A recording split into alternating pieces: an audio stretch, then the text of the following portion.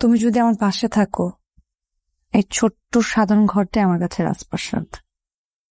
ভালোবাসাবিহীন রাজপ্রাসাদ আমার কাছে শূন্য ঘরের মতো। এখন চল আমরা একটু কাজ করি, নাইলে আবার 3 নাম্বার চোখটা অন হয়ে যেতে পারে, রাইট?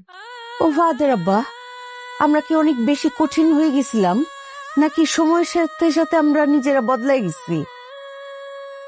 আসসালামু আলাইকুম বন্ধুরা, এটা আমাদেরই গল্প নাটকের 30 নম্বর পর্বটি আপনারা নিশ্চয়ই ইতিমধ্যে দেখে ফেলেছেন।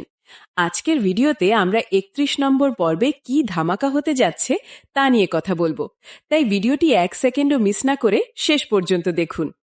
বন্ধুরা, 30 নম্বর পর্বে আমরা দেখেছি জেল হাজতে থাকা সামির আর মেহরিনকে উদ্ধার করতে এগিয়ে আসে সামিরের ফুফা এবং তার বন্ধু মিজু। তারা থানায় গিয়ে যাবতীয় আইনি প্রক্রিয়া শেষ করে তাদের জেল থেকে মুক্ত করে নিয়ে আসেন। অন্যদিকে আমরা দেখতে পাই যে সামিরের বাবা নিজের ঘরে বসে সামিরকে ভুল বুঝে আঘাত করার জন্য প্রচণ্ড অনুতপ্ত হচ্ছিলেন। সামির যে কোনো অন্যায় করেনি এবং সায়রাই যে সব কলকাঠি নেড়েছে সেটা হয়তো তিনি কিছুটা হলেও আঁচ করতে পারছেন।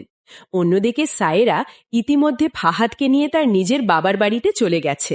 আগামী 31 নম্বর পর্বে আমরা দেখতে পাব অফিসে ফাহাদ যখন মীরার হাত ধরে খুব ঘনিষ্ঠ হয়ে কথা বলছিল, ঠিক তখনই জামশেদ ভাই আড়াল থেকে তাদের এই কাণ্ড দেখে ফেলেন। এই গোপন সত্যটি সায়রার কানে পৌঁছলে ফাহাদ আর সায়রার সংসারে যে বড় কোনো ঝড় আসবে তা নিশ্চিত। এছাড়া 31 নম্বর পর্বে আমরা আরও দেখতে পাব সামিরের মা তার বাবার সাথে বলতেছে যে আমরা কি বেশি শক্ত হয়ে গেছি, নাকি সময়ের সাথে সাথে সবকিছু এমন হয়ে গেছে।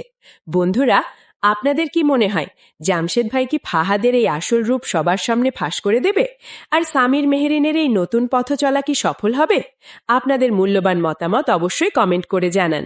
প্রতিটি পর্বের সঠিক আপডেট সবার আগে পেতে আমাদের সাথেই থাকুন। দেখা হবে নতুন ভিডিওতে। ধন্যবাদ।